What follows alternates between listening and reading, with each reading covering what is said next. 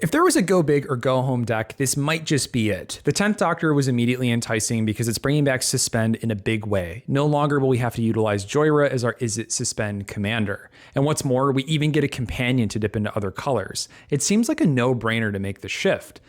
Or is it? I have alarm bells ringing left and right to not even put this commander together, but my inner Timmy is compelling me forward. My big concerns are as follows. 1, our commander, the main method of suspending, is on average slow to play, easily removed, requires us to attack to trigger his ability, and we also have an expensive activated ability to remove the counter from our suspended cards.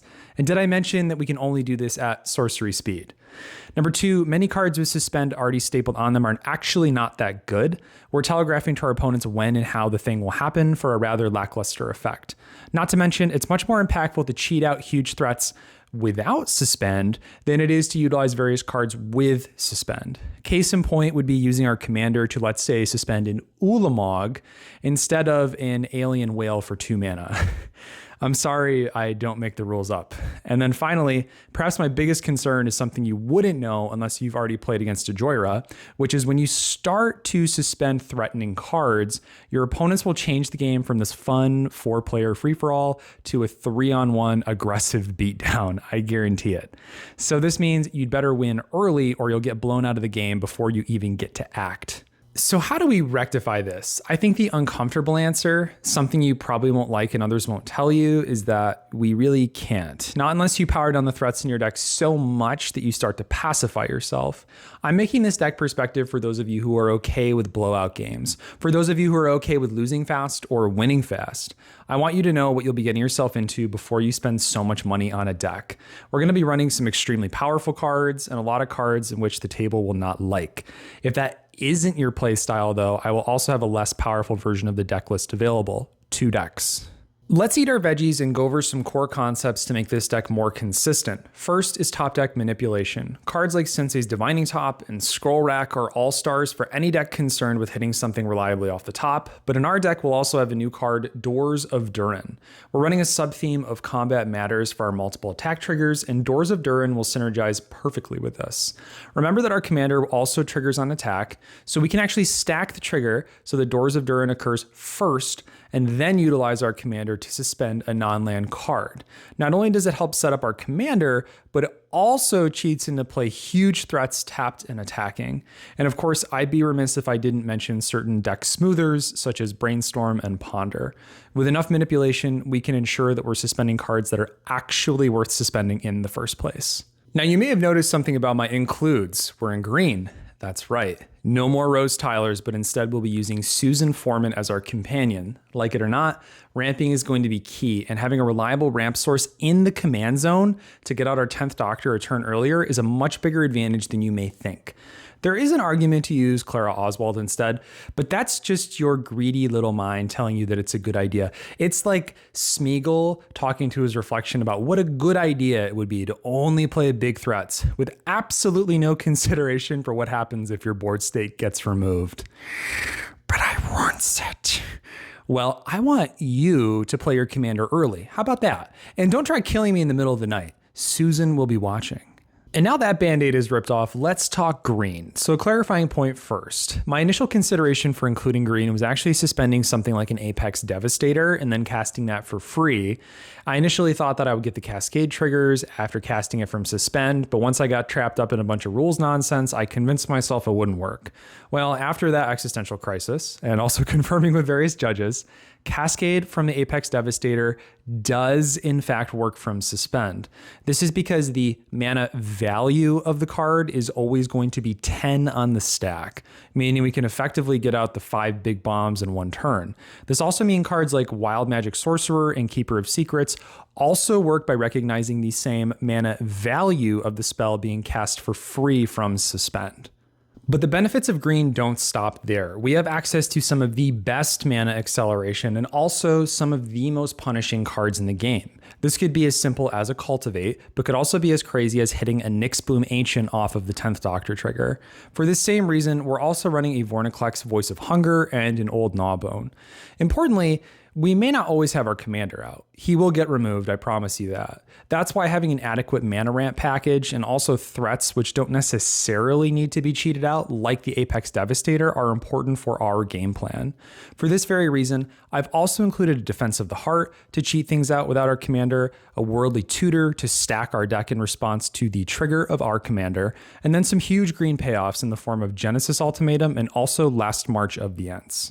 And now that we've cast the big creatures, we need something to do with them, also known as our win cons. And in this particular deck, our win cons can also function as an engine of sorts earlier in the game, allowing us multiple attack triggers to proc our Doctor. Not all extra combats are created equal, however, but here are a few notable includes. Combat Celebrant, Karlach, Fury of Avernus, Morog, Fury of Akum, and World at War. All these extra combats have something in common. We get to untap our creatures at the beginning of said combat. If you decide to run a different extra combat spell, ensure that it allows you to untap all of your creatures for that combat. I'd be remiss if I didn't mention the importance of haste in our deck. Our commander functions at sorcery speed only, which normally wouldn't be a problem because the creatures coming off of Suspend actually will have haste.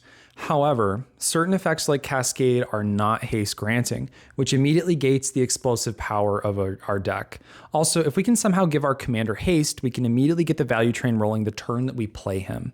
This deck is really an iron juggernaut chock full of big threats, but if we're waiting too long to deploy them, our opponents will already have a board state or answers in hand to our threats. So this makes cards like Rhythm of the Wild, Maelstrom Wanderer, or even just our copies of the multiple boots in this deck key to our strategy. There could also certainly be an argument to run even more haste enablers in the deck if you think it can afford it. We've already established that a majority of cards in this deck are actually more in line with the big mana without Suspend as opposed to cards with Suspend. But are there any Suspend cards that are actually good enough to run? Well, there are, but there's only a select few that make the cut. So let's talk about Rousing Refrain and Inspiring Refrain. Rousing Refrain is 2 mana for a Suspend 3, which reads, add red for each card in target opponent's hand. Until end of turn, you don't lose this mana as steps and phases end. Exile Rousing Refrain with 3 time counters on it. So this means if an opponent has, let's say, 8 or more cards in hand, you can activate the 10th Doctor's ability an infinite number of times, making an infinite amount of red mana.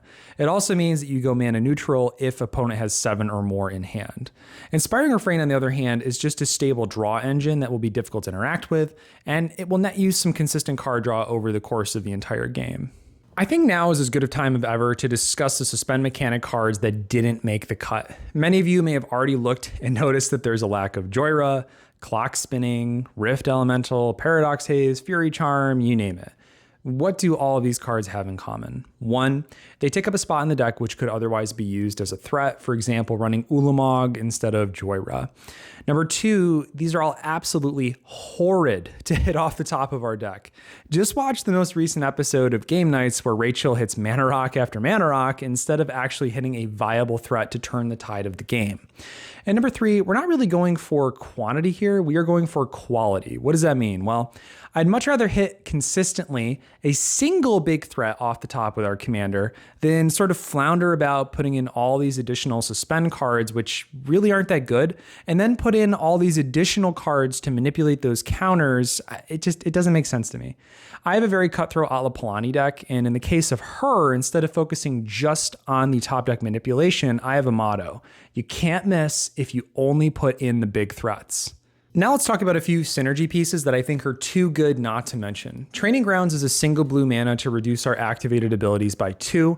This is immediately net positive, spending 1 to get 2. Whenever possible, I enjoy putting this type of effect within my decks. For a bit more mana, you could also consider running a Biomancer's Familiar or Agatha the Vile Cauldron in this specific deck. And finally, As Foretold uses time counters, and consistently ticking this up on our turns, plus whenever we activate our commander, acts as a sort of failsafe for later in the game. In the event our commander gets removed, we can start casting spells for free, allowing us to close the game out in a similar manner. I think this is one of those videos that you may get a bit triggered by because it seems so obvious to run all the aforementioned suspend cards, suspend support, vanishing, you name it. And you know what? I would encourage you to try out that deck with 50% of the game enders removed. I absolutely promise you, you will not have a consistent game plan anymore, where one deck reliably hits off the top, the other whiffs, and you end the game in despair, not doing anything. Also, this deck is meant to be more in the big mana style. You're casting big splashy spells, and if that's not what you enjoy doing, then build another deck. That's fine. I just don't want you frustrated when your deck isn't working, or perhaps consistently missing, or even worse, you spend all the money to buy the cards and you just end up hating the playstyle.